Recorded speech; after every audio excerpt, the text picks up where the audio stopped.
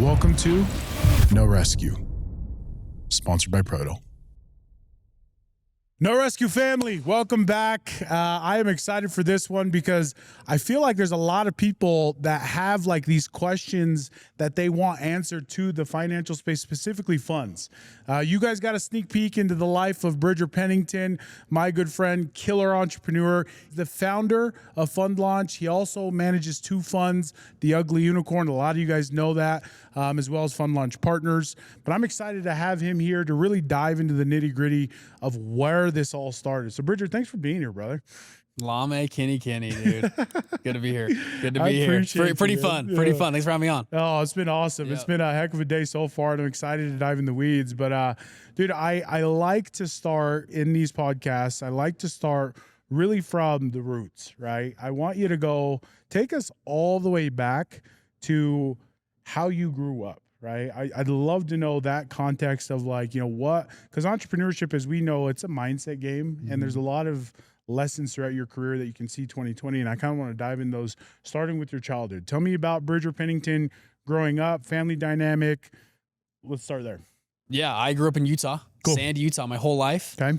I married my wife, lived on the same street as me growing up, which is crazy. We lived 7 doors down from each other. I love it. Which is cool. I grew up in, nothing bad, but nothing good. Just a normal house. Cool. Some people know my story. In college, I come to find out my dad is running a $10 family of real estate funds, 10 times bigger than Cardone Capital, which is crazy. And we lived in this normal house. My dad drove a car with a dent in the door. Now, he was not always that way. My dad started, I think, about 13 businesses during my childhood and my brother's childhood career. So he was this entrepreneur. We were up and then we were down and up and down, but he was very conservative, I guess you could say. So when he made money, no one knew. And when he lost money, no one knew, because he was always he always just drove a normal car, and we lived in a normal house, and it was just normal. But my dad worked a lot, very good. And my mom and dad were amazing. I grew up in the Church of Jesus Christ Latter-day Saints. As a Mormon. Yep. I started a 2-year church mission in Taiwan. Growing up, you're asking growing up, I was very into sports. Loved playing sports growing up like most kids. Went to high school. I was captain of my football team at Alta. I was captain of my lacrosse team. I was the student body president. I was the junior class president. So I was very involved in high school. And we tried to do a lot of good stuff and help other people. And anyways, it was fun. And then right after my high school career, which I loved, I thought I had a blast in high school. It was so fun. I went on a mission for 2 years and then came back home. And then that's kind of where I started my business accolades there. But growing up, I'm jumping back and forth. No, but I love it. 2 older brothers. Okay. 9 years older and 7 years older than me. So quite a bit older, and I'm the youngest. My middle brother, when I was 15, I guess 3 days before my 16th birthday, passed away, took his own life. And so that was a big shift in my life, obviously. He had been sick for 4 years.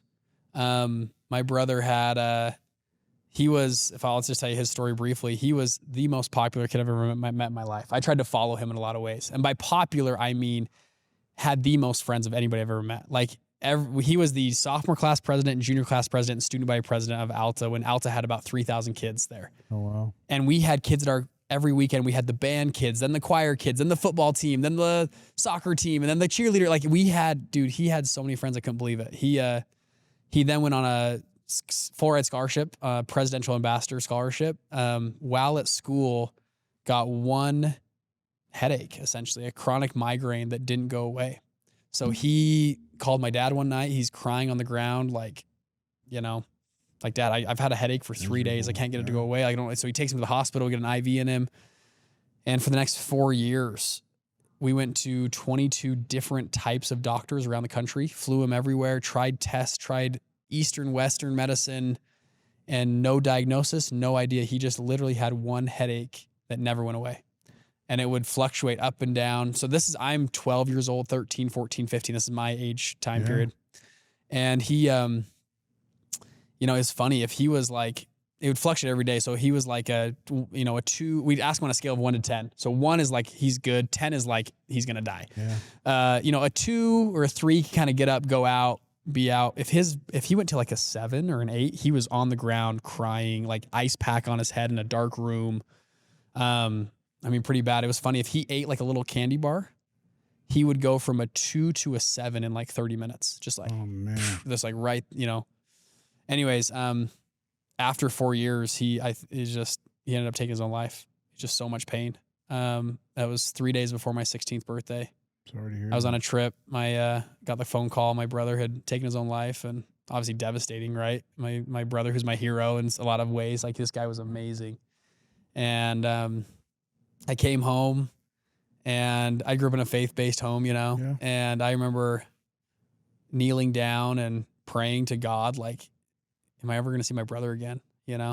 I've been told like families are forever, like, like in our faith, like we believe that there's an afterlife and families are sealed together and stuff. Yeah. And I remember kneeling down and saying like, is that really true? Am I really going to see my brother again? Especially committed suicide. Like that's, and I remember kneeling down, and this is like, let's see, he died. It was like the day after, 2 days after, and asking God. I remember in my room exactly where I was. I remember like this bright white light from heaven, it felt like, came down and just filled my whole soul with goodness and hope and mercy. And like, you're going to see your brother again. God loves you, loves your brother. Like, it's going to be okay. And I remember being like literally feel like I was made whole. Yeah. And I think the next day was the funeral.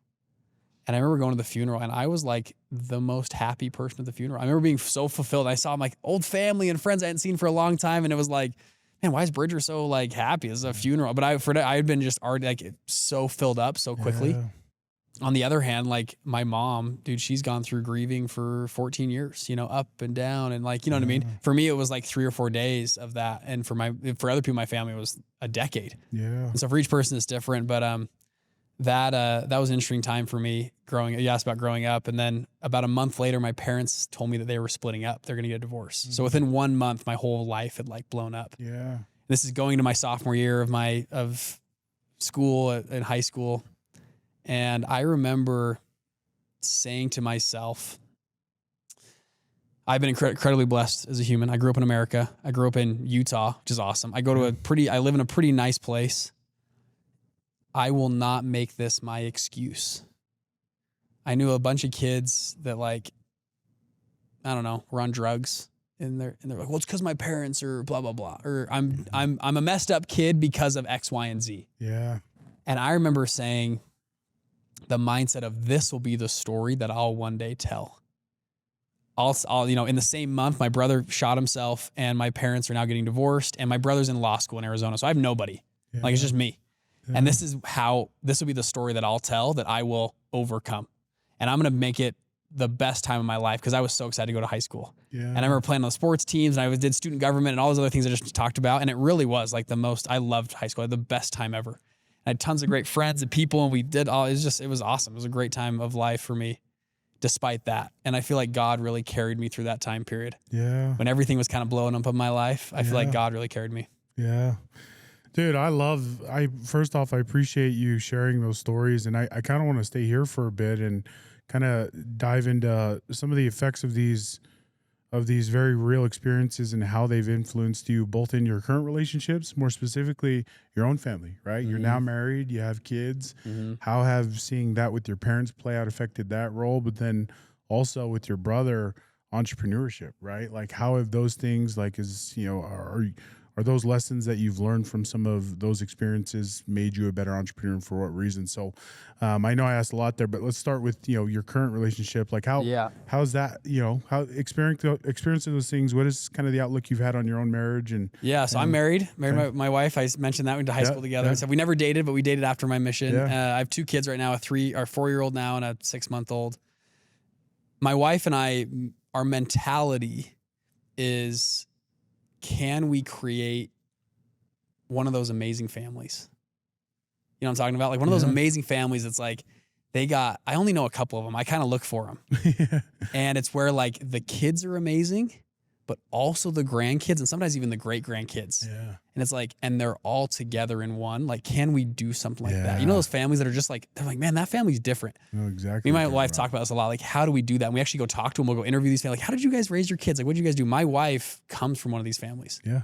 Her, Bud. The Zolls, man. Yeah. Dude, I was just with them. They're not perfect, but like that Zoll family's incredible. 100%. They've got 4 generations. It's like 60, 70 people in this tree. I think of all 70 of them, I think there's been 1 or 2 divorces. That's it. Yep. I mean, these are phenomenal humans. You know some of them. Yep. Running great businesses. They're great in the community. Like these are really cool people. I go to the family reunion. Yeah. Like I have to show up in shape with like a 6-pack because like there's 20 dudes. They're all ripped. Everyone's like in shape. That's everyone's so fit. True. Like everyone's like dialed in this family. I know that family. You know the family, good. dude. Yeah. I got to show up on. I got to be on point because they're nice. They're not going to be mad at me. But like internally, I'm like, dude, these are high quality people that I'm around, and it's a really cool thing to see their family. Like, I'm like, man, can we build a family like that? Yeah. I think that's the greatest flex in life, the greatest achievement in this life. It's not what you can buy or whatever, because you can just buy that. Yeah.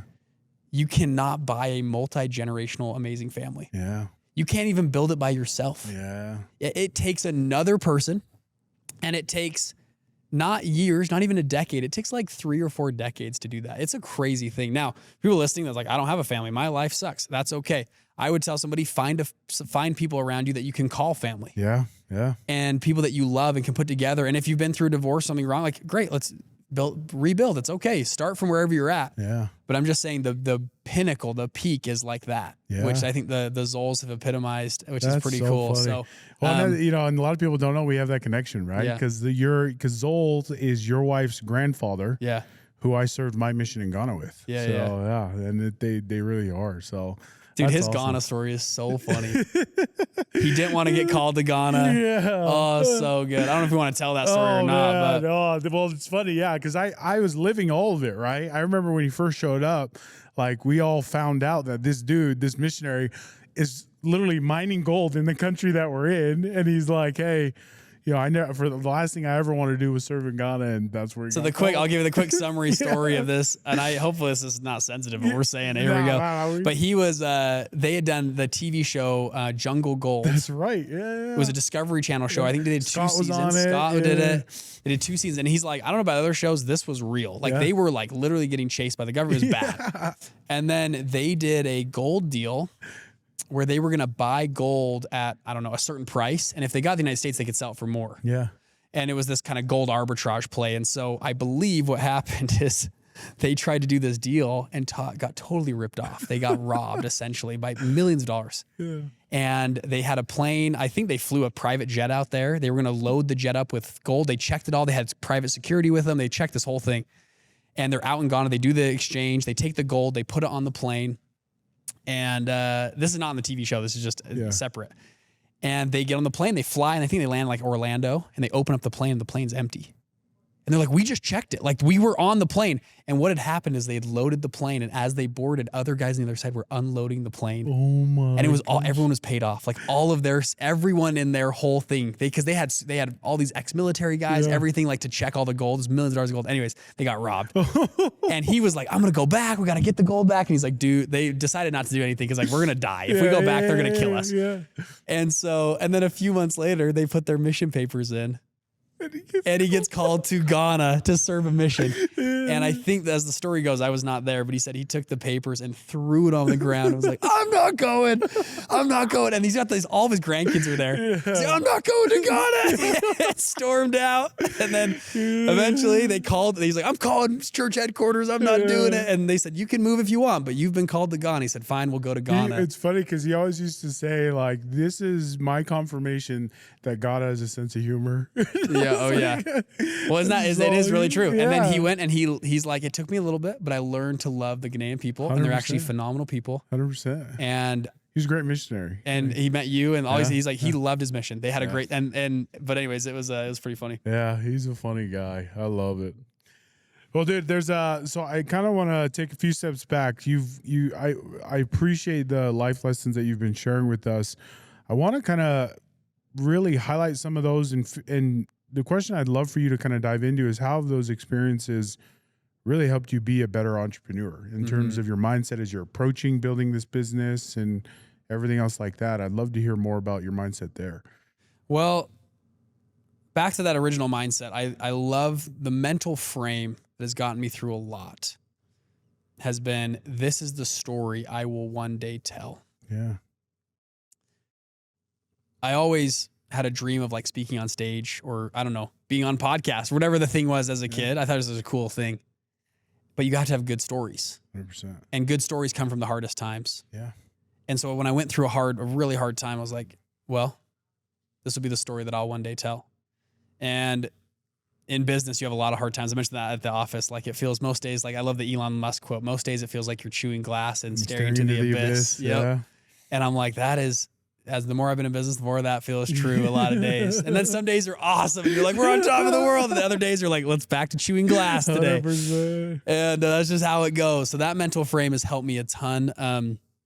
Another mental frame is playing the long game. I see a lot of, I'm a relatively young entrepreneur. I just turned 30. My whole team is pretty young. My business partner is 25, 26. My other business partner is 29. We started this when we were like 22, 24. Yeah. And we kept seeing these entrepreneurs online that would get hot and then they just crash. Yeah. They get hot and then they crash. And we had one guy we threw this big event out in Miami. He was a speaker. He was there and successful guy. And he was backstage with us and he goes, if you guys can figure out, you guys are young, you guys are crushing, you have 2,000 people here in the stage. We're throwing this big Fun Launch Live event. He goes, if you can figure out how to not cycle as an entrepreneur, you guys will have a ticket. And he goes, every entrepreneur you see on stage, they all hit it big when they were whatever age, and then they crashed and burned, and then they had to rebuild it again. Yeah. You've heard that story 100 times, right? And he's like, you guys are on your first one. Figure out if you can not crash and burn on the first one. Yeah. And so we've said this multiple times as partners. How do we play the long game? And I believe how you play the long game is you do things right. You have integrity without compromise, which is one of our core values. And you play literally a long-term game. We've had multiple moments in our business where we could have taken a shortcut, collected a lot of cash, and then just, burned a lot of bridges. And we intentionally decided not to. Now we'll see how it all plays out over the next decade, but we are really trying to play the long game. Yeah. I'm a big believer in the quote of, people overestimate they can do in 1 year and underestimate they can do in a decade or multiple decades. Warren Buffett made 99% of his net worth after the age of 65. I think about that a lot. 99% of his net worth was after retirement age. Yeah. I like to study I'm in finance, so I study these old fund managers. And people are like, wow, they're just some savant. They just take Ken Griffin. So Ken Griffin runs Citadel. He makes about $4.5 billion per year. Cash flow from one business. That's not net worth. Yeah. His net worth his net worth, I'm sure, goes up and down, but he makes cash flow about $1 billion a quarter. Jeez. Think about the taxes on that. Yeah, you're a tax guy. He's making $5 to $6 million. I think the math is per working day. That's wild. Every day. Yeah. Wow, what a success. He's relatively young in the fund space. It's just crazy. He bid on an original copy of the U.S. Constitution. He spent like $45 million on it. Jeez. And everyone's like, wow, that's a crazy amount of money. Dude, I'm like, Ken Griffin makes that Monday to Friday every week. It's not. Anyways, his first fund, he started when he was 20 years old. He raised $265,000. He started small. Yeah. But he just stayed in the game. By the time he was 30, he had 10 years of experience running a fund. Yeah. And for me, I started my first fund at 22. Now, I'm nowhere near Ken Griffin status, but the idea of I'm 30, but I've had 8 years of managing money. Yeah. Of being an investment professional. Yeah. On my own fund, not somebody else's thing, like my own shop. Yeah. It's interesting. And I think about the long game. If I can just keep that going for another 10 years, that's 18 years in the business when I'm 40 years old. Yeah. You know what I mean? That's an interesting, and we've had this compounding effect of our funds and businesses are doing pretty well. We have about 50 million of equity we've raised. We manage our total portfolio is about 265 million, something like that. And playing the long game, I think, is so crucial. And I think a lot of people, myself included, used to watch on Instagram these entrepreneurs like, okay, I got to move, which you should move fast, move quick, be an entrepreneur, but play the long game, treat people the right way, have your reputation. I had a great mentor at BYU in the entrepreneurship program. He's like, today in the digital age, you'd be surprised how quickly word of mouth and reputation follows you. Yeah. It's a lot of people on the internet think, just because they're on the internet, oh, no one, whatever, it's just the internet. And he goes, it's actually the opposite. Your reputation is the fastest thing that'll follow you. Yep. I don't know how we got down this rabbit hole. I love it. You bring us back here. A few nuggets here, right? Because what you're speaking to is personal brand. Yeah. And I've told you that's literally how I've built my business, right? Is like through personal brand. And I feel like Gary Vee's awful.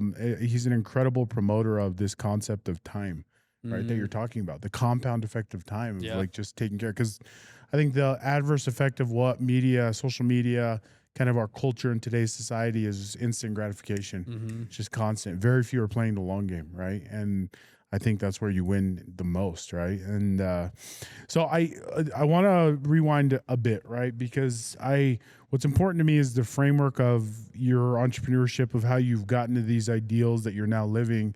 Let's start back and kind of take a few steps back to, you mentioned something to you finding out in high school that your dad is a dog, is a killer, right? And so talk to me a little bit about that. Like, what were some inklings of you finding out? What was it like when you found out?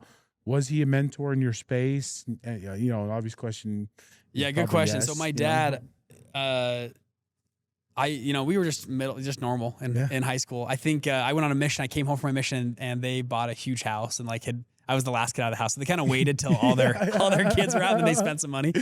You know, I went to my dad's business partner's house to get mentorship, and my dad's business partner lived in this huge, gorgeous mansion, cars, you know, all the whole 9 yards. And I kind of asked him, "How did you get all of this?" He's like, "Well, we work in the fund space. We manage these investment funds." And I said, "Hey, can I learn from you?" He says, "Go talk to your dad." Yeah. And I go, my dad's kind of broke. I want to learn from you. You're like you're the guy. And he goes, "You know, Bridger, me and your dad make about the same amount of money." And my chin drops to the floor. I'm like, "Huh?" Like, come again? He's like, "Yeah, me and your dad are pretty much equal business partners." I go to my dad. I'm like, "Dad, what the heck, man? Like, why haven't I been able to order a soda at Chipotle for the past decade? Because it's too expensive. You know, we're saving money over here. We don't go on vacation. We don't, you know." And yet they're managing at the time as an $8.5 billion family of real estate funds. Anyways, and now they've grown like crazy since then. And my dad's retired and he's out of it. But my dad, though, and I joke, but my dad was a really great mentor growing up, and my mom as well. They're both phenomenal, and my dad after. And so I in college, I wanted to launch a fund. My dad taught me about funds after that experience. I was like, "I want to build a fund." I pitched him for money. My dad said, "No, I'm not going to put any money into your thing. Yeah. If I invest in your fund, it would ruin the experience of you raising money on your own." And I kind of walk out of there with my tail between my legs a little bit. And my dad says, "You know, but I'll be a mentor for you. Come talk to me whenever. Yeah.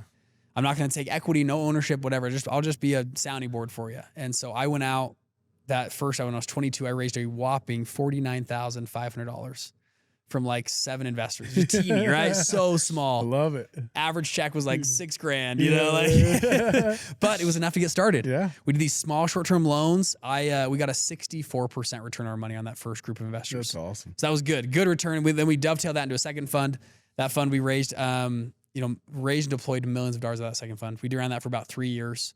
Did very well, had very good returns. And then we had a competitor come buy us out. But still, my dad never invested. He was a great mentor and partner. But anyways, I'll go back to my childhood. You keep going back to that.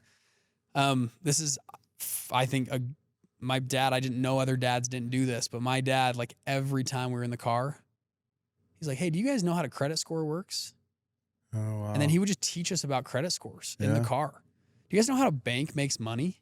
And we're like 13. "You know how a bank makes money?" I'm like, "I don't know." And he's like, "Well, let me tell you how banks do it. They have, there's these large banks, like a central bank that lends them money, and they have a spread, and then the spread they spend it to us. And there's you guys know what fractional reserve banking is?" We're like, "No." He's like, "Okay, if you put a deposit in a bank, they can lend 16 times your money."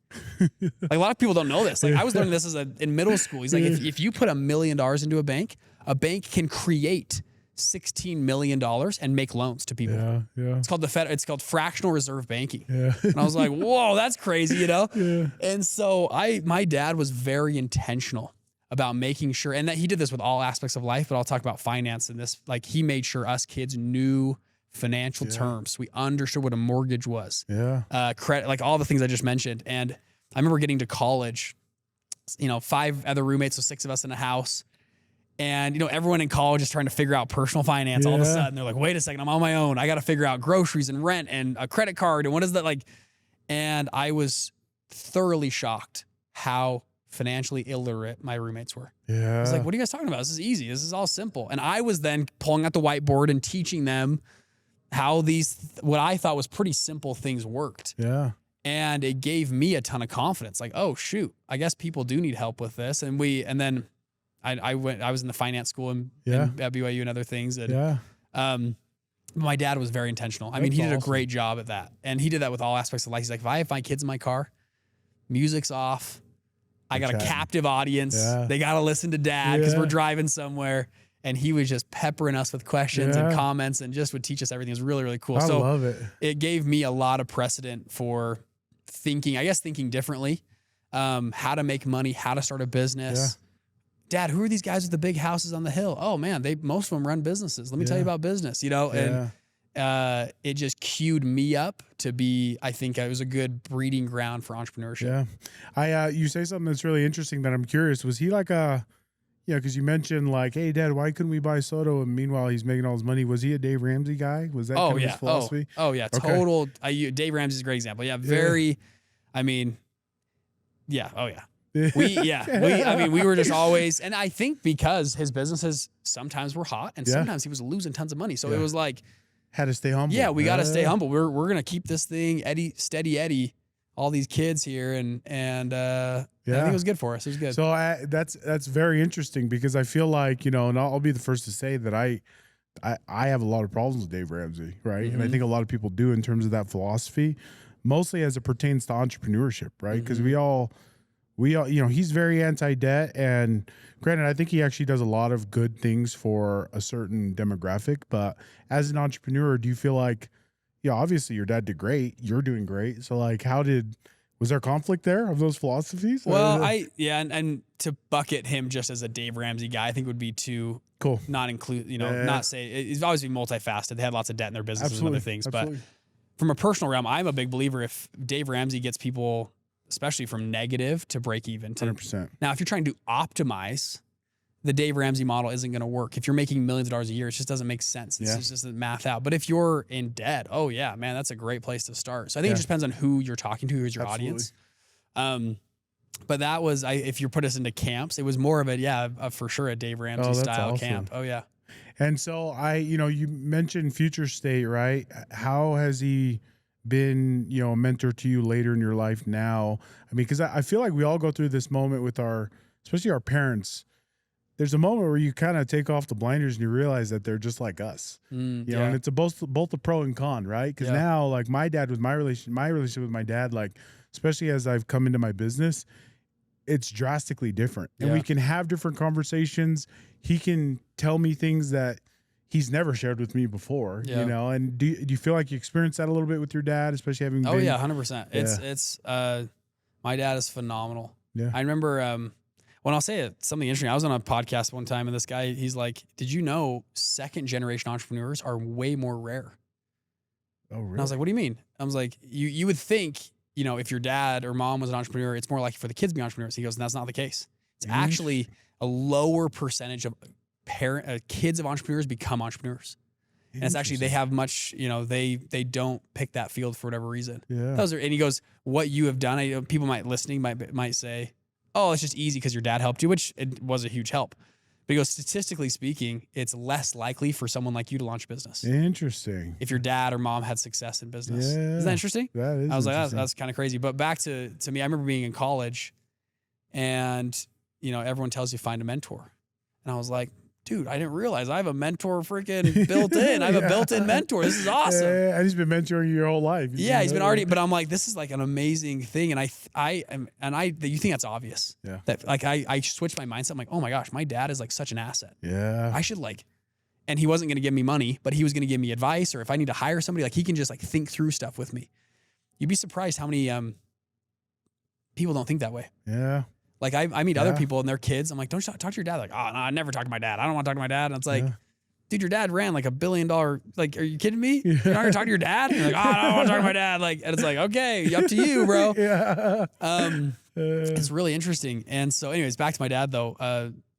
He is phenomenal. Yeah. Oh man, I still every Sunday we get together. I'm like, Dad, man, I'm trying to hire a manager right now. I'm trying to train this. Like, what do you think? He's like, oh, we had the same problem in X, Y, and Z. Do this. I'm like, dang.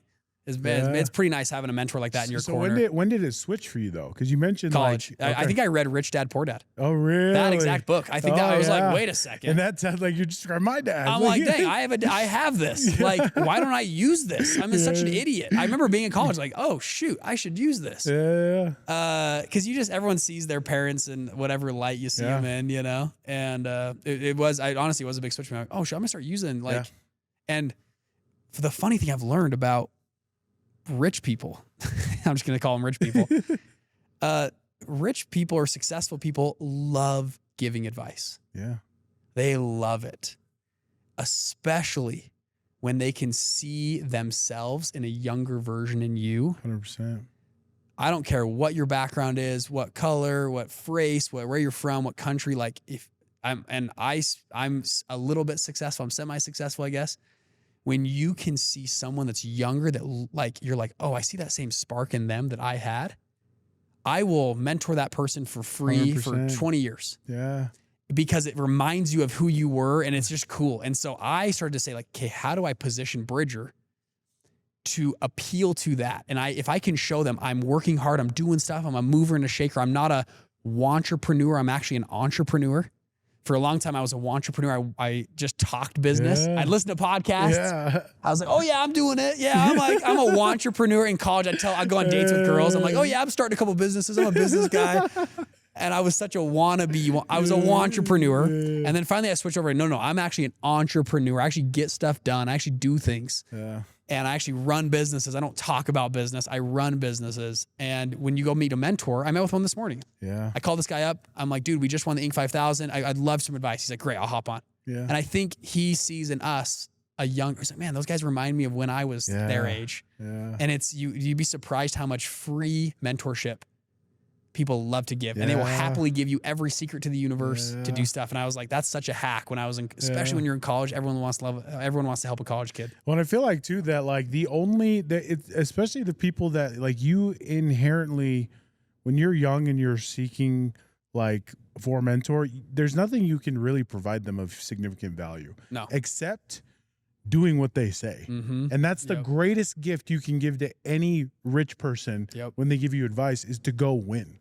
You know what I mean? And so, and you come back to them and you say, I just did what you told me and we made like $300. And they go, and it just lights them up. 100%. Oh, and it lights me up. Yeah, I have a lot of people in our group and they don't do anything I tell them. Dude, I tell them like, I don't know, I run a bunch of funds, do this. And they're like, nah, I'm not going to do that. It won't work for me. I'm like, okay. And they paid you a lot of money. I know. I'm like, all right, do what you want. Yeah. It's crazy. And I feel like that's an important piece of like, just of relationships of like, And I feel like it speaks to the entrepreneur mindset of like just creating value when sometimes you feel like you can't to somebody like that, it's just like. Well, I just told my team this morning on a call. I was like, team, are we bending physics? Are we breaking the laws? No. Everything we are trying to build, like we're trying to build Fun Launch AI right now, this huge product. Like everything we're trying to build has already been built kind of by other humans. Yeah. We are not the first people to have problems hiring talent. We're not the first people to have problems building a marketing team or a sales team. Like we run into these issues and we think, oh my gosh, I can't figure it out. This problem. My business. Really? You think you're the first? And I tell this to myself because I get stuck in this rut. I have to retell myself, Bridger, you're not the first person to deal with this. There have been billions of humans that have lived and currently live. Every little use case niche has been solved, and most people have actually written books about them. Yeah. You just have a knowledge gap. Yeah. Same thing's true with weight loss and a relationship. Like, oh man, my marriage is struggling. I just feel like there's no way out of this, whatever. And it's like, really, you think you're the first person to have marriage problems in the history of humanity? Like, and it's hard to say that to yourself in the moment, but I have to remind myself, like, dude, are we breaking physics? No. Yeah. Is your wife mad at you because of X? Yes. Okay. There's like 100 books that all solve this problem from people who have lived 80 or 90 years like of life. Yeah. And they've compressed it down to 200 pages. And I had to remind my team this morning, like, we are not the first people to deal with these problems of scaling a content team or whatever thing we're going through. Yeah. We can do this. Yeah. Like, get out of the rut of, it doesn't work for us. Well, it works for you. It's been done before by probably thousands of humans that maybe you've heard of or haven't heard of. you got to talk to more people. Yeah. And it's crazy because to your point, you said this earlier, you'll be surprised how many people don't think that way, you know, of like that there is an infinite amount of solutions for any one problem. You just got to be willing to have the grit to find it. You know what I mean? And then sometimes it's just right there in plain sight if you're willing to put in the work. So, okay, there's a few more topics and then we'll kind of wrap this up that I want to cover. The first one is, you talk about your wife, that is a sacred relationship that myself, I tell people this all the time. Marrying my wife was by and large the best business decision I ever made. She's the best business partner. And I don't mean it that way, but it's the truth, right? In terms of building businesses, with your spouse and especially the life experience you had with your parents, like how has your relationship with your spouse affected your journey as an entrepreneur and building your business? My wife is phenomenal. Absolutely phenomenal. I would agree about the business side of things. Yeah. My wife knows the intricacies of my businesses. At the beginning, she was very she really was involved. And now we have kids. She kind of raises the kids and I work more on the businesses, but she understands what's going on. She knows who we're hiring and firing. I talk her through everything. And there's a sentiment online, especially from young men, like marriage slows you down. Marriage, right, is a liability. Because now if you get divorced, half your income's gone. It's now all these problems. You should just be single, focus, and go take over the world, which makes sense logically. The problem is the data doesn't back it up. Yeah. Study after study after study show married men make way more money than their single counterparts in pretty much every facet. You can look at age, demographics. Yeah. And there's something to be said about having an amazing partner. Now, are there negatives of marriage that can happen? 100%. So marry the right person. Don't be stupid. Marry the right person. Choose wisely, marry the right person. But also, I think it's a situation where 1 + 1 = 3. Yeah. For young men, I'll peel the logical side. When you don't have to worry about every Friday and Saturday night chasing girls and trying to go on that date and texting and following up, it actually saves you an immense amount of time. 100%. When that part of your brain is now solved. Like, no, I have a lifelong, eternal companion with me. I don't need to go be chasing girls all weekend. Yeah. So now you save all that time you were chasing. Furthermore, a good spouse is going to make 1 + 1 = 3. Yeah. They're going to help you and pull more out of you. I became way more efficient when I got married. Yeah. Because my wife was like, Bridger, I got to see you. Yeah. And I was like, well, honey, I got to work all day, every day. And she's like, well, that's not going to fly with me. I need to see you at like 6. Yeah. And I said, okay, well, I'm playing the long game here. So I got to be done by 5:30 or 6. And so I learned how to be way more efficient. Yeah. My hours of the day from let's call it 8 to 6, all of a sudden I was doing way more per hour. It was very interesting. And then now I have kids and it's even more. So now I'm feeling the dad guilt. I'm like, crap, I got to be home because I got to see my kids. What's the point of building a business if I never see my kids? Yeah. And so now I'm like, okay, I got to be home early. I got to spend more time with my family. So I need to be extra efficient. Yeah. So it forced me, okay, where can I automate? Where can I hire? Where can I delegate? Yeah. Which in turn made me a way better business owner because that's what you have to do to scale. 100%. And so logically it's like, no, Bridger, it's better for you to be spending more time. Yes.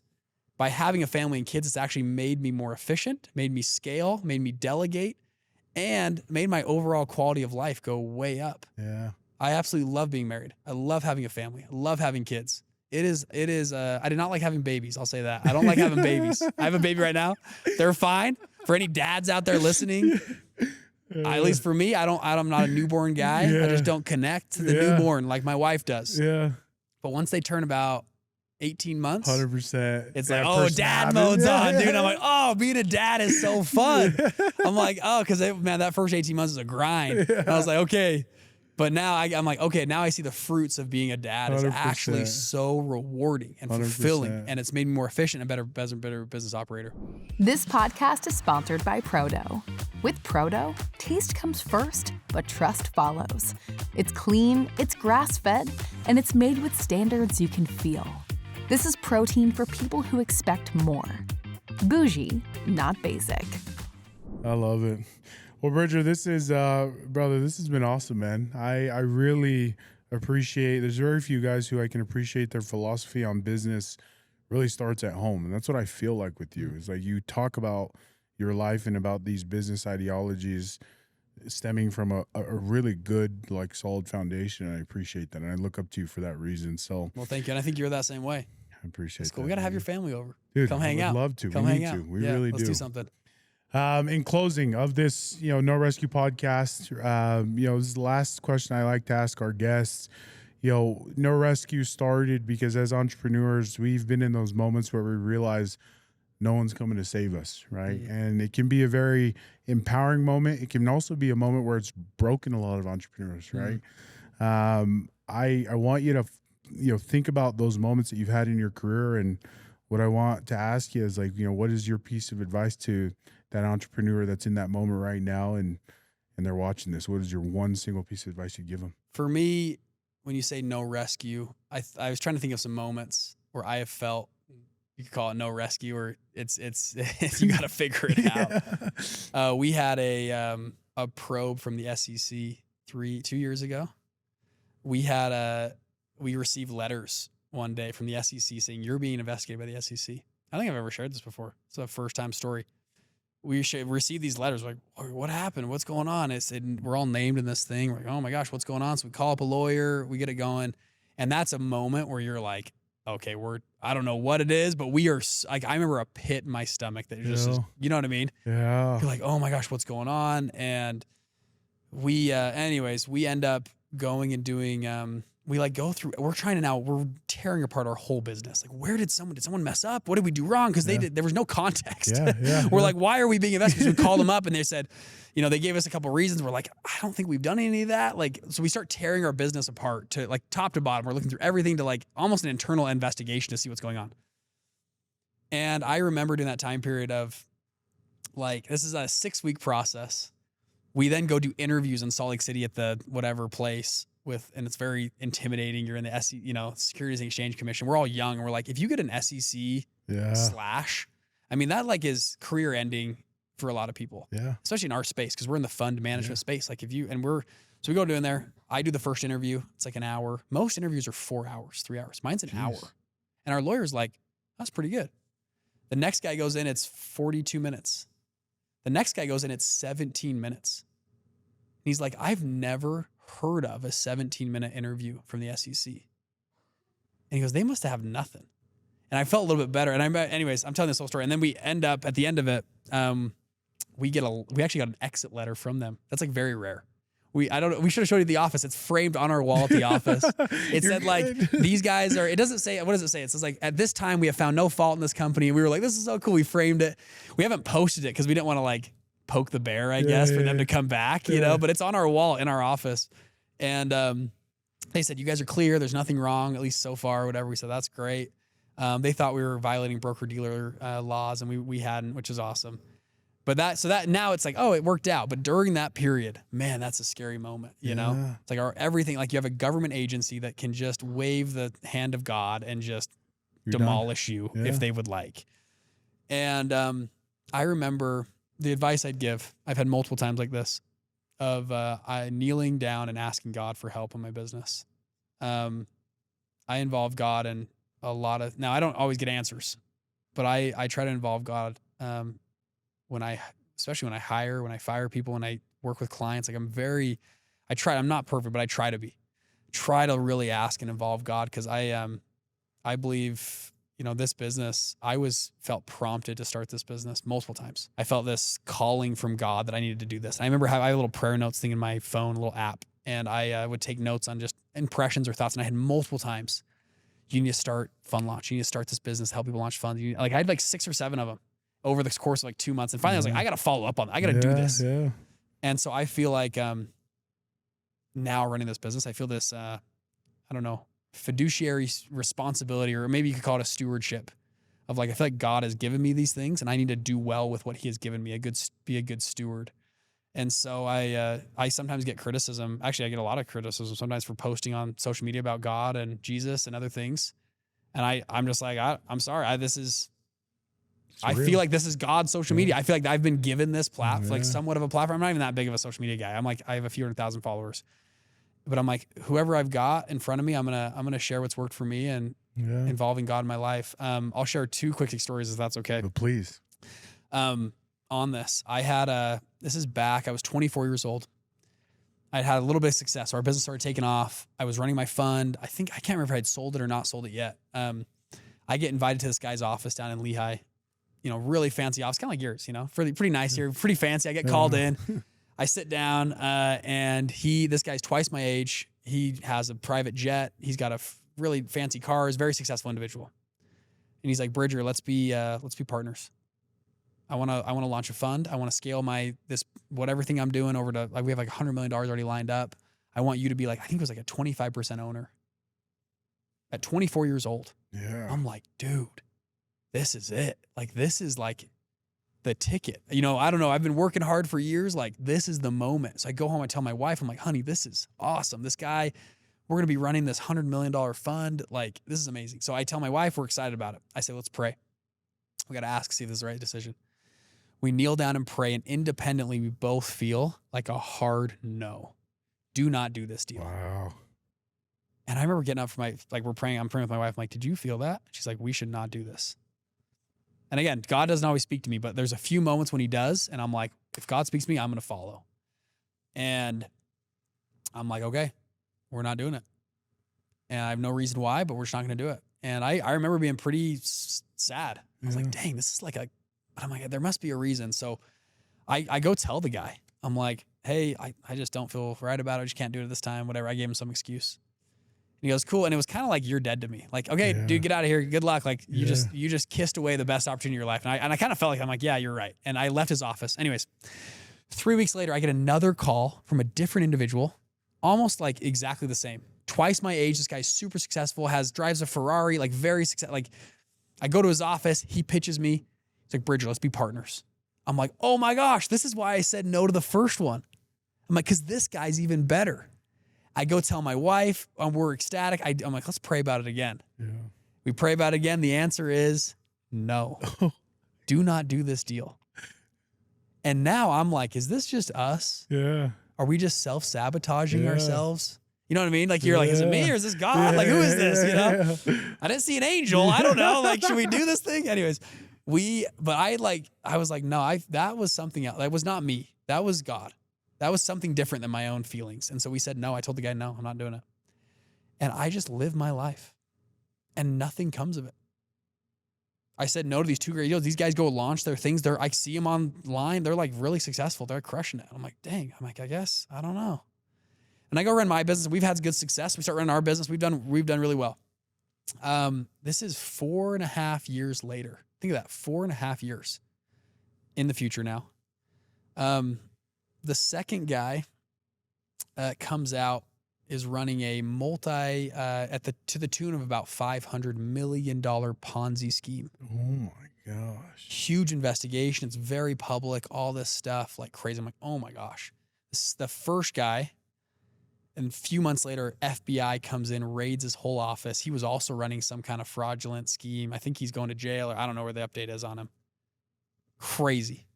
Both those guys pitched me. This is 6 years ago, to be partners with them. I said a prayer. Yeah. And didn't do a deal with them because of that prayer. I mean, those would have been career ending. I would be on the front page of the newspaper right now going to jail 100%. if I was partners with those guys. Yeah. And I that night, we kneeled down and said the most grateful prayer I've ever said in my life. I said, Heavenly Father, thank you for keeping us safe. Yeah. And I had no reason why.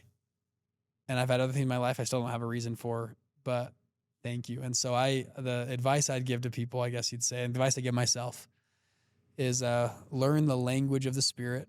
Try to be in touch with God. God doesn't always speak to me. Maybe speaks to you guys, but not always to me. But if I can listen enough, I think God does care. God cares immensely about what we do, especially our businesses. Our business have ripple effects. Because people might say, well, it doesn't matter what I do. Yeah, it does. Yeah. Everything matters because there's the ripple effects. Who you hire matters because it hits those families and the people around them, and then who you fire. There are the ripple effects of your business are massive, and so what you do with your business really matters. And I think it matters to God a lot.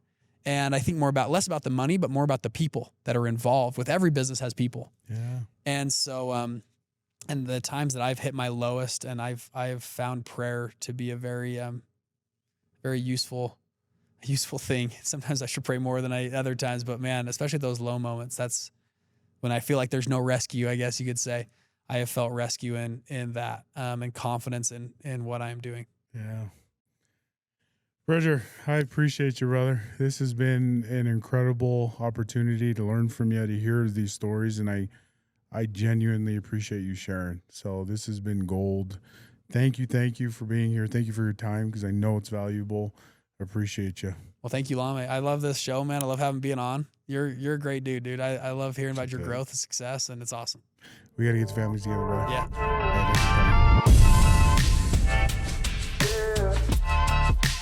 Sponsored by Prodo. Flavored protein, not protein flavored. Discover our 20+ luxury flavors at prodoshop.com.